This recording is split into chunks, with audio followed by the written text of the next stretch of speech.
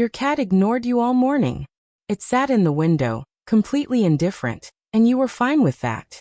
Then at some point in the afternoon, without announcement, it walked across the room and settled beside you.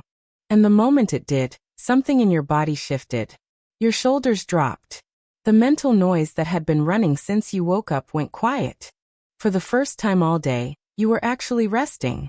If you know that feeling precisely, this video is going to explain something about you that you have probably never had words for. Not about your cat. About your nervous system. About the kind of woman you are. Why certain environments restore you when others drain you completely. And why the preference for a quiet animal over constant social input is not a personality quirk. It is a biological specification. Stay with me until the end. Because what I am going to break down is not a light-hearted piece about pet ownership. It is the psychology and neuroscience behind how certain women are wired, what they actually need to function at their best, and why understanding that wiring is one of the most practically useful things a woman can do for herself. This is the kind of self-knowledge that compounds. Once you have it, you stop spending energy apologizing for how you are built. Here is where it starts. Not every nervous system regulates the same way. Some women recharge through people, through conversation, through the energy of shared space and social engagement. Their system needs external input to feel settled.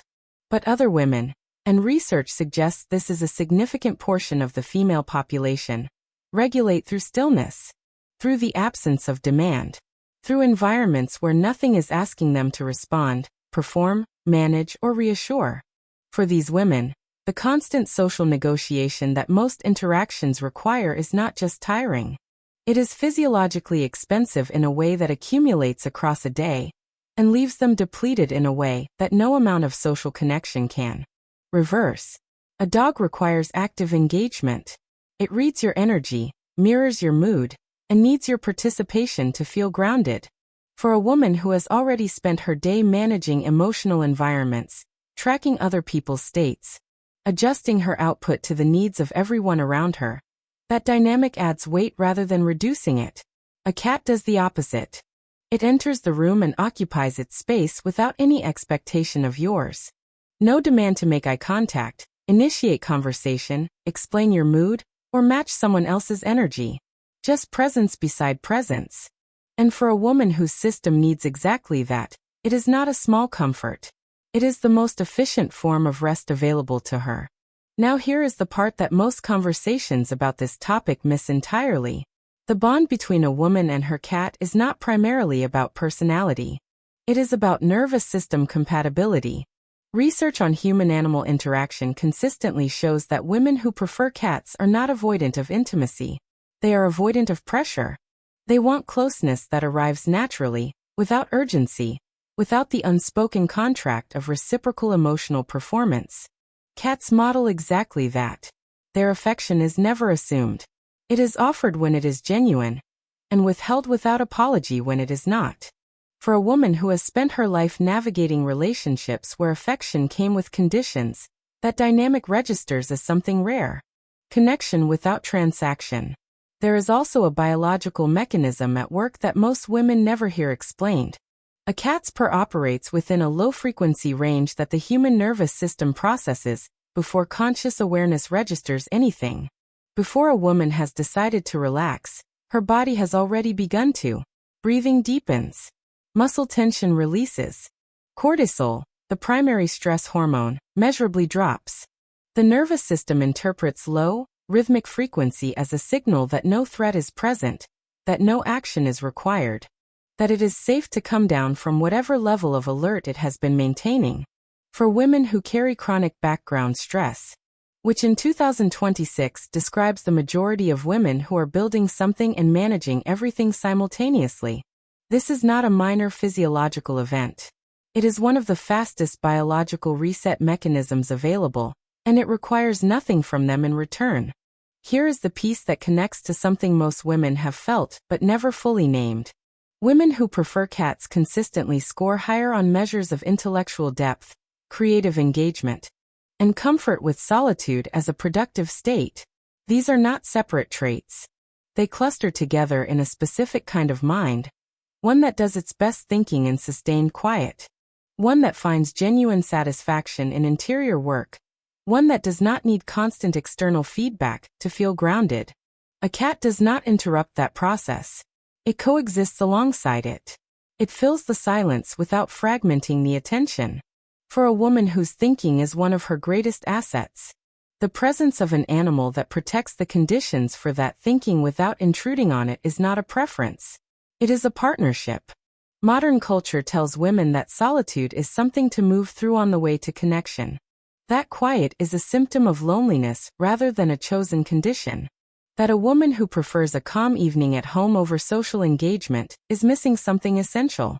This framing is not accurate, and for women whose nervous systems are calibrated toward depth over volume, internalizing it produces nothing but unnecessary guilt about how they actually function best.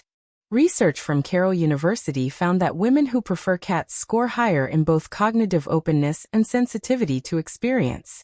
Those same women also tend toward higher neuroticism, which in plain language means their nervous systems are finely tuned, responsive to nuance, and more easily affected by sensory and emotional input than the average baseline.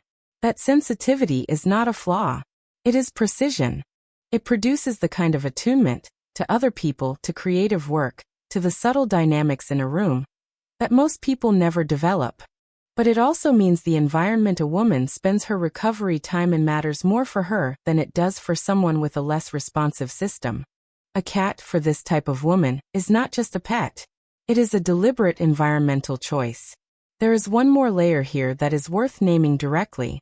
Many women who feel deeply comfortable with cats are women who have, at some point, experienced relationships where their boundaries were not consistently respected, where access was assumed, where affection came with strings attached or was used as currency. A cat never operates that way. Its presence in a woman's space is always conditional on the woman's own comfort. It does not push past signals of discomfort. It does not interpret boundaries as rejection. It adjusts, moves away, and returns only when the timing is right. For a woman whose nervous system carries the residue of environments where those rules were not honored, the company of an animal that instinctively honors them is not just pleasant. It is genuinely healing. Here is the honest conclusion this entire video has been building toward. If you are a woman who keeps a cat, who finds the quiet presence of an animal more restorative than most social interactions, who would rather spend an evening in a calm space with a creature that asks nothing of you than in a room performing connection you do not feel, you are not failing at sociality. You are not emotionally unavailable. You are not someone who cannot handle intimacy. You are a woman whose nervous system is built for depth over stimulation, for quality over volume, for connection that arrives on its own terms rather than connection that must be constantly earned and re-earned through performance. The woman who understands her own nervous system, who stops apologizing for it, and starts building her life around what it actually needs, is the woman who has access to all of herself, not the curated, managed version she brings to environments that were never designed for her. The full version. Research consistently shows that the bond between a cat and its owner is built on attunement, consistency, and respect for mutual signals, which are also the precise foundations of the most meaningful relationships a woman of depth will build in her lifetime. The attention she has developed through years of reading a cat's posture, knowing the difference between a cat that wants contact and one that simply wants proximity, that quality of perception translates into every other domain of her life. It is not a small skill. It is one of the rarest. Your cat did not choose you randomly. Something in how you carry yourself, the steadiness underneath your sensitivity, the quality of presence you bring to a quiet room, made being near you feel safe to a creature that does not extend that designation easily. That is not nothing. That is everything about the kind of woman you actually are. The next time someone implies that your preference for a calm evening over a crowded social event says something limiting about you, remember what this video explained. Your nervous system is not deficient. It is precise. And the life you build in alignment with that precision will be richer, clearer, and more genuinely yours than anything you could construct by performing a version of yourself that was never the real one. The quiet is not what you are missing. For you, The quiet is where everything worth keeping actually lives.